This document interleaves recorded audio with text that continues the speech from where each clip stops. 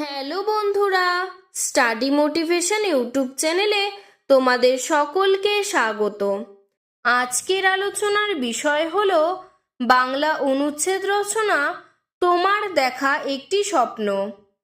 প্রায় ঘুমের ঘোরে আমি স্বপ্ন দেখে থাকি। সেদিন কিন্তু এক মজার স্বপ্ন দেখেছিলাম। স্বপ্নে দেখলাম আমি আকাশে উড়ে যাচ্ছি। উড়ে এক মজার দেশে হাজির হলাম। সেখানে গাছপালা, নদ নদী সব যেন কেমন কেমন ধরনের।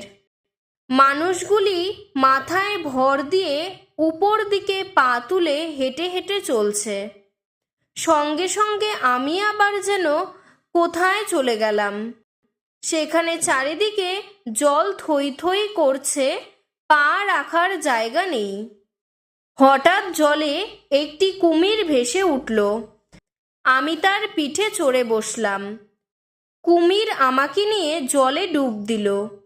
পরে দেখি আমি একটা মন্দিরের সামনে দাঁড়িয়ে আছি। ঢাক ঢোল বাজিয়ে ঠাকুরের আরতি হচ্ছে। ঢাকের বাজনায় ঘুম ভেঙে গেল।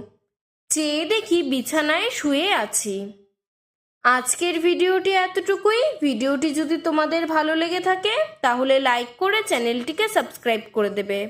ধন্যবাদ।